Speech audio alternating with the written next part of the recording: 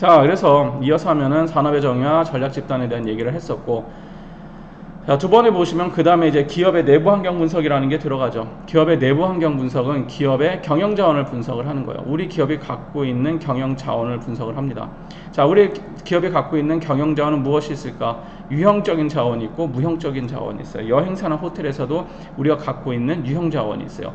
호텔을 예를 들게요. 호텔이 갖고 있는 유형 자원은 뭐예요? 지난 시간에 제가 첫 시간이나 둘째 시간에 얘기했던 어코모데이션 파트에서 얘기하는 어셋이에요. 비즈니스 어셋. 우리가 갖고 있는 자산에 관련된 얘기들이 있습니다. 물론 그게 유형도 있고 무형도 있어요. 자, 그러면 유형 자원은 뭐가 될까요? 건물 같은 게 되겠죠. 건물, 땅, 부동산 이런 것들, 부동산 같은 게 있고, 혹은 뭐 자동차라든지 버스라든지 뭐 이런 것들도 갖고 있을 수 있고, 아니면 시설이라든지, 자, 이런 게 유형 자원이에요. 무형 자원은 여러분들이 알다시피 뭐 동산이라든지 움직이는 그런 뭐 어떠한 투자 돈이라든지 아니면 인력이라든지 이런 것들을 무형 자원이라고 하죠. 그래서 기업 내부 환경에서 우리 유형 자원 분석을 하고 무형 자원 분석을 해야 되겠죠. 자, 그런 다음에 인적 자원의 체화된 숙련된 경험 정도도 봅니다. 무형 자원 중에서 인적 자원, 일반적으로 이제 인적 자원을 무형 자원 안에 넣는 데들도 있는데 나눠서 말하는 데들도 있어요. 그래서 인적 자원을 아예 따로 휴먼 리소스로 빼놓는 데들도 있습니다. 뭐 빼서 생각을 합시다. 유형 뭐 있고 무형, 뭐 무형은 동산 정도라고 보시면 돼요. 자, 그리고 인적 자원 같은 경우들. 자, 인적 자원은 어떤 걸 갖고 보냐, 체화된 숙련 경험이야. 그러니까 몸에 익었다는 뜻이에요. 체화라는 거는 서비스나 하는 것 자체가 얼만큼 체화됐냐, 얼만큼 숙련됐느냐. 인적 자원에서 신입사원과 5년차 직원을 했을 때 어떤 인적 자원이 훨씬 값어치가 높은 자원이죠. 5년 경력을 가진 사람이 값어치가 높은 거예요. 그래서 실제로 노동시장에서 자, 신입을 안 뽑는 이유 중에 하나가, 신입사원을 되게 안 뽑는 게 기업 입장에서 봤을 때는 우리 인간들도 다 하나의 자원입니다. 기업에. 기업에서 무엇인가 프로핏을 만들어내기 위한 하나의 자원이란 말이야. 근데 이 자원 자체가 어떻다? 값어치가 떨어진다는 거예요. 신입사원들은. 이유가 뭐예요? 경험이 없잖아요. 근데 처음부터 경험을 가진 사람이 있습니까? 없어요, 당연히. 근데 지금 노동시장이 좋아지지 않다 보니까 기성에 있었던 사람들도 계속 노동시간에 나오는 거야. 그 경험이 있는 사람들도. 그러니까 경험이 있는 사람들, 이런 사람들 위주로 채용을 해가는 뭐 이러한 모습이 나타나죠. 자, 이런 것들도 인적 자원에 관련된 얘기라고 보시면 될 것 같습니다.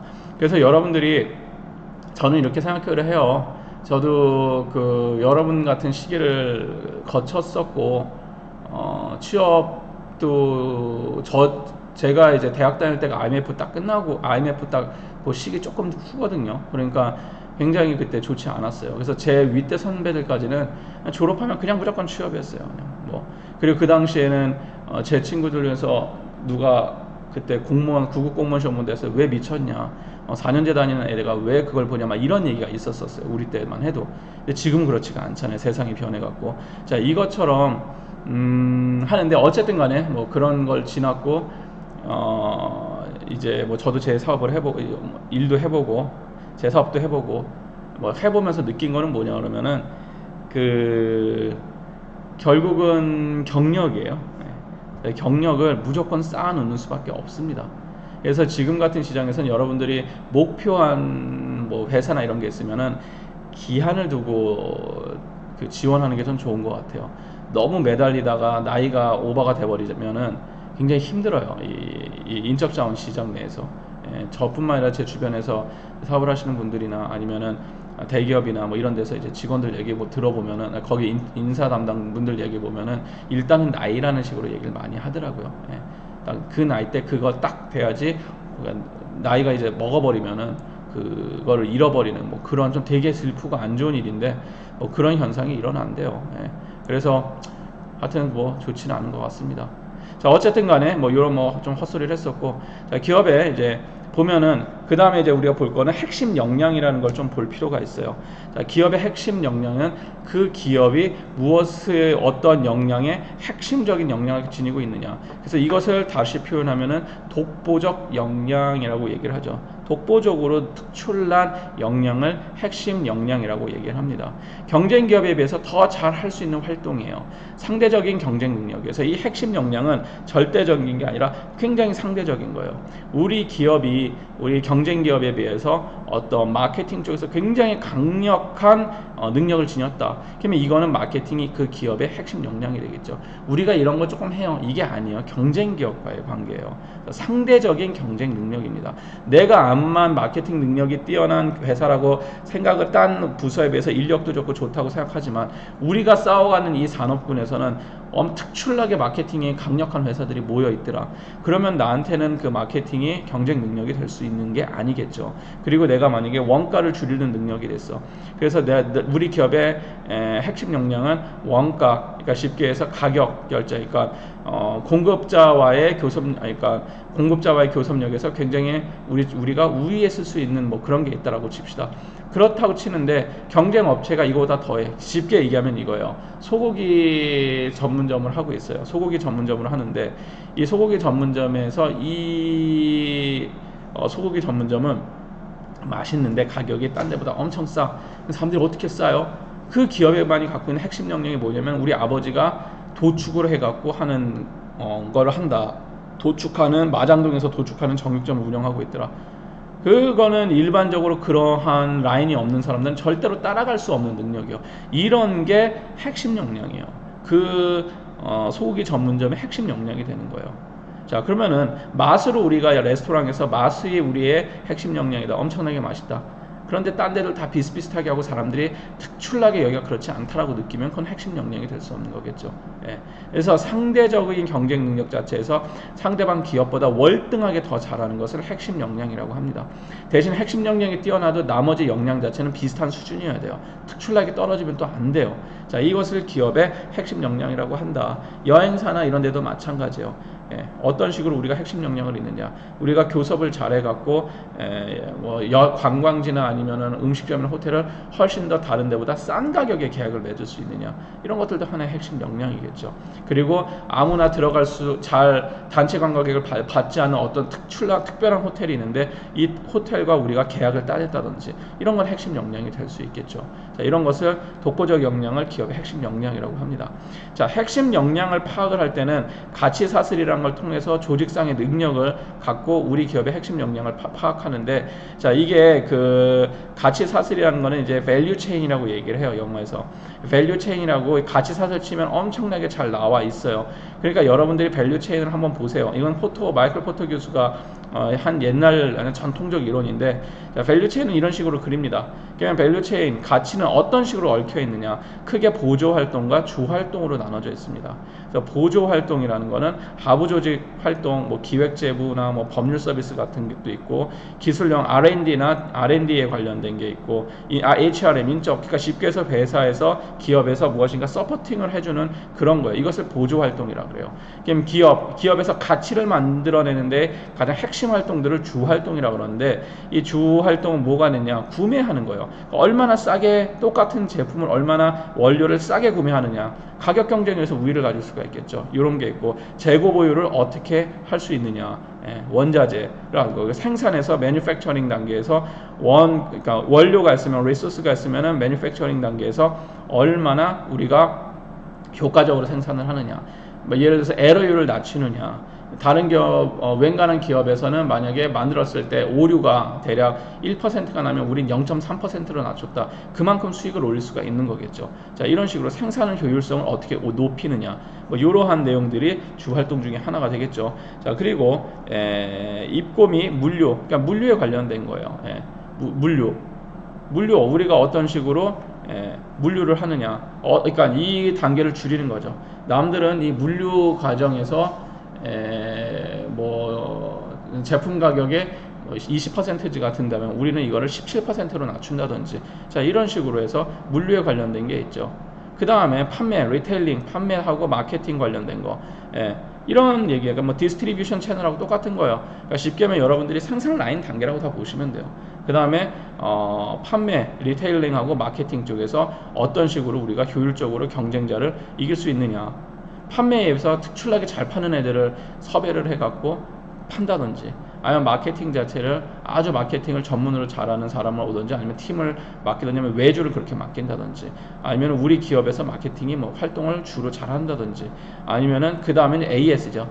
대리점이라든지 고객 서비스 AS에서 무엇인가의 핵심 가치를 창출한다든지, 자, 이런 게 다 해서 마진 프로핏이 만들어지는 거예요. 이게 가치 사슬이래요. 밸류 체인이라래요.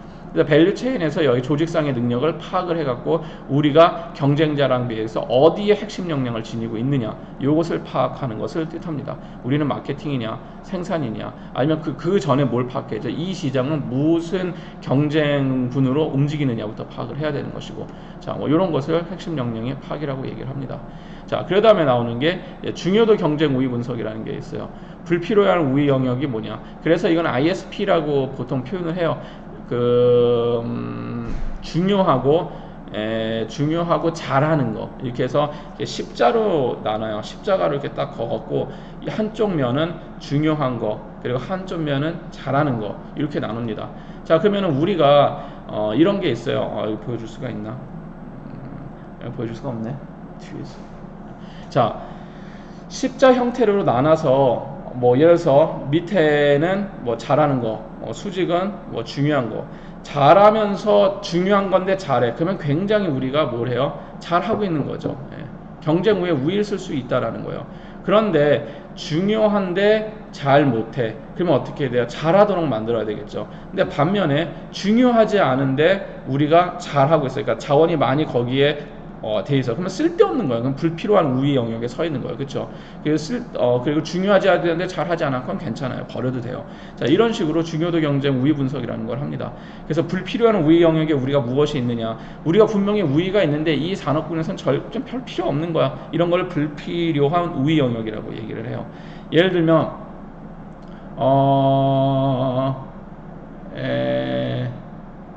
호텔이라고 칩시다. 호텔 그 산업인데 우리가 발레 파킹을 기똥차게 잘한단 말이야. 파킹을. 자, 우리 직원들이. 자, 우위 영역에 쓰긴 서요. 다른 호텔들에 비해서. 하지만 이 영역 자체는 불필요하다. 그러면은 이쪽에다가 자원을 낭비할 필요가 없는 거겠죠. 이쪽에다 너무 많은 거를 만약에 쏟아붓고 있었다면은 할 필요가 없는 거예요. 반면에 레스토랑을 운영하는데 우리가 우위 영역 자체가 주차에 관련된 거야. 그러니까 복잡한 뭐 강남이나 이런 데서 이것은 어떻게 돼? 하나의 또 우위 영역이 될 수 있는 거예요. 다른 레스토랑하고 맛도 비슷하고 분위기도 비슷한데 우리는 주차가 편해. 우리는 다 발레 파킹을 아주 안전하게 해줘. 이런 것도 하나의 우위 영역이 될 수 있는 거예요. 반면에 이게 필요 없는 데서는 불필요한 우위 영역이어서 어떠한 하나가 무조건 필요한 영역이다, 불필요하다라고 말을 할 수가 없습니다. 그 상황 따라서 달라요. 그래서 핵심 역량 영역이라는 건 뭐예요? 중요하면서 내가 뭐예요? 잘하는 거예요. 중요하면서 잘하는 거야. 또 하나 어떻게 해요? 중요한데 잘한다는 표현보다는 중요한데 우리의 그 자원을 많이 거기다 투여하고 있는 거야. 투입하고 있는 거야. 그럼 핵심 역량 영역에다가 우리가 좀 노력을 하고 있는 거겠죠. 그리고 약점 영역은 중요한데 우리가 잘 못해. 이게 약점 영역이에요. 쉽게 해서. 그러면 이거를 약점을 이제 메꿔 나가야 되겠죠. 이게 중요도 경쟁 우위 분석이라고 해요. 그래서 보통 ISP 분석이라고 얘기합니다. 그래서 여러분들이 ISP라고 치면은 나와요. 인터넷 아주 흔한 경영 기법이니까. 자, 그러면은 경쟁 전략의 이제 주요 요소는 뭐가 되냐면은 이렇게 돼 있었죠. 경쟁 우위 창출 및 유지를 하는 건데 산업 구조 및 경쟁의 특성과 소비자의 수요에 대한 이해가 있어야 될 것이고 경쟁사가 등장하겠죠. 처음에 산업 구조를 보고 경쟁의 특성을 봐요. 쉽게 해서 구조를 한번 파악을 한다면 그 다음에는 경쟁사 나하고 구체적인 경쟁사의 경영 자원, 내부 자원이에요. 조직 문화, 리더십 다 내부 자원이에요. 경쟁사의 내부 자원을 파악을 합니다. 그런 다음에 우리의 기업의 뭐예요? 경쟁 자원, 핵심 역량, 내부 자원 이런 것들을 다 파악하는 이게 경쟁 전략의 요소예요. 그래서 쉽게 여기 얘기하면은 경쟁 전략에서는 첫 번째 산업 구조 분석이 첫 번째 들어가야 돼요. 산업 구조를 분석해. 내가 들어가서 싸울 시장, 산업은 어떤 산업이고 구체적으로 세분화해서 따지고 그리고 그 곳에서 있는 기존의 경쟁자는 어떤 경쟁자가 있을 것이냐 그리고 우리는 어떠한 조건을 갖고 있느냐 이런 경쟁자와 비교해 봤을 때 자, 이러한 얘기입니다. 자, 이거는 호텔도 마찬가지고 레스토랑도 마찬가지고 다 마찬가지예요. 관광 기업들도 마찬가지고 이렇게 경쟁이 없으면 이게 필요 없겠죠. 다 지금 경쟁 시장이니까 이렇게 하는 겁니다. 자, 산업의 주요 성공 요인을 먼저 파악해요. 산업의 주요 성공 요인이 키 석세스 팩터라 그러는데 기업은 고객이 원하는 것을 제공한다. 당연하죠. 쉽게 얘기하면은 고객에 관련된 소비자들이 원하는 제품을 만들어야 된다는 거예요. 핵심 당연한 얘기예요. 고객이 원치 않는 것을 만들 필요는 없겠죠. 소비자들이 원하는 제품을 만들고, 두 번째, 기업은 경쟁에서 이겨야 돼요. 무조건 산업구조 분석을 통해서 그 산업의 경쟁 방식을 이해하는 겁니다. 무조건 들어가는 게 아니에요. 내가 쌓는 이 산업 그 구조 분석에서 이 산업은 어떤 식의 경쟁 방식을 갖고 있느냐, 이 산업은 뭐 예를 들어서 가격 경쟁 구조 방식을 갖고 있느냐, 아니면 인력이 중요하냐, 아니면 R&D가 중요하냐, 이런 것부터 파악을 해야 된다는 거예요. 그런 거 없이 그냥 가서 마케팅을 잘하면 됩니다. 원가를 낮추면, 그렇게 할 수 없다라는 거죠. 그래서 그 산업을 정확하게 이해해야 돼요. 경쟁 방식부터 이해를 해야 돼요. 경쟁 방식이요. 자, 이렇게 되어 있고, 하다 보면은, 그렇다면 우리가 결국은 뭐다? 경쟁 우위에 서는 얘기를 했었던 거예요. 그래서 이게 아마 제가 지난 시간에 하다가 잘린 내용이라고 얘기한 것 같은데, 경쟁 자원의 강점과 약점에 대한 분석을 선행을 하고, 경쟁 우위 조건을 잡아내겠죠. 그래서 경쟁 자원과 핵심 역량의 희소성을 잡아내는 겁니다. 경쟁 자원, 내가 갖고 있는 거, 그리고 핵심 역량, 아까 보여줬죠. 포터의 가치, 밸류체인, 가치 사슬에서 우리가 갖고 있는 핵심 역량은 무엇인가? 우리 핵심 역량이 희소하냐, 아니면 산업에 적합하냐. 예를 들어서 아까 발레 파킹 자체가 어느 산업에서는 적합할 수 있겠지만 어느 산업에서는 전혀 적합하지 않을 수도 있어요. 적합하고 희소해야 돼요. 적합한데 누구나 따라할 수 있어. 그럼 경쟁 우위에 서기가 힘들겠죠. 그런데 희소해, 근데 적합하지 않아. 쓸데없는 짓을 하는 거예요. 쉽게 얘기하면 쓸데없는 짓을 하는 겁니다. 칩을 만드는데, 컴퓨터 칩을 만드는데 아주 이쁜 색깔로 만들어. 아주 이쁘고 정말 디자인이 이뻐. 근데 컴퓨터 안에 들어가서 보이지 않아. 뭐예요? 적합하지 않은 거예요. 그 디자인하는 희소한 능력이 있더라도. 그러니까 그거에 맞는 산업에 일단은 적합해야 돼요. 적합하고 어때야 된다? 희소해야 된다는 거예요. 이 희소하다는 거는 내가 처음 시도할 때 희소하다는 뜻이 아니라 남이 따라하기 힘들다는 거예요. 카피하기 어렵다는 거예요. 쉽게 얘기하면 이것을 희소성이라고 얘기를 합니다.